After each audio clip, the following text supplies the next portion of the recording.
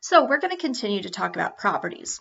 So last lesson, you went through and you made groups of things. Like, for instance, we talked about with the Legos, that there's different things that make up Legos and give them different properties.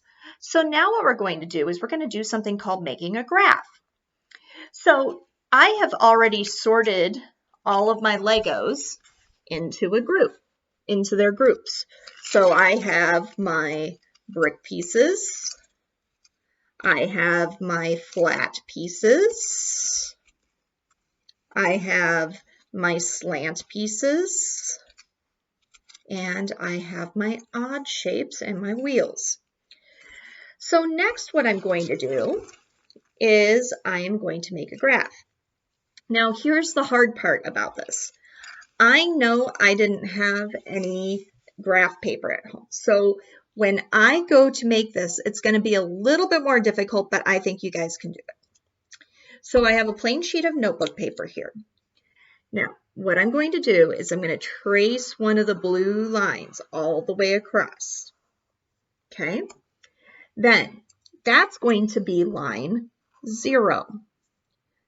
The next line is going to be 1. The next one up is 2. Next one's 3, 4, and I can continue numbering up all the way to 10. Okay, so I'm going to start off with these wheels. Okay, how many wheels do I have? I have 2 wheels.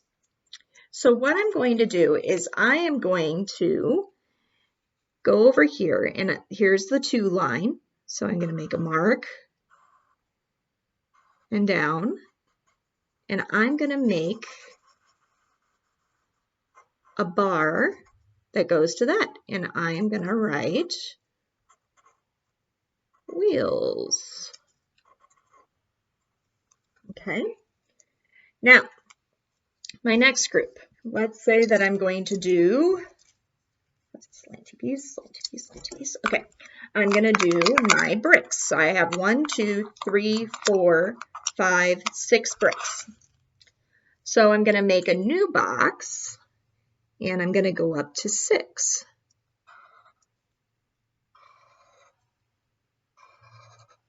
And I'm going to shade it in.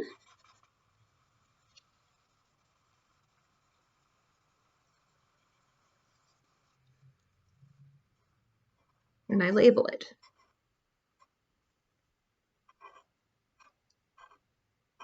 Okay. Then I'm going to do my flat pieces. So I have 1, 2, 3, 4, 5, 6. I have 6 of those. So then I make a new box, and I go up to the 6th line, and I shade it in. And those are the flat ones.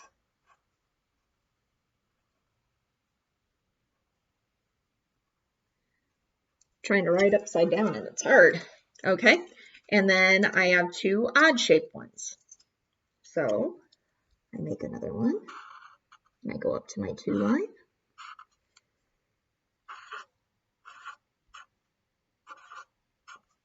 Okay, and I shade it in. Okay, so I just made a graph that shows how many Legos are in each group that I can look at really easily.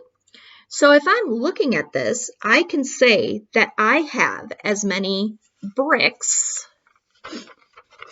I have as many bricks as flat pieces in my Lego collection. I could say that I have the same amount of wheels and odd ones. I can look at this and just know here, by looking at the size of the bars, that I have more bricks than wheels. So that's what graphs do. They organize information so that you can take a look at it and you can see kind of what is in this group and what happens in a group of data.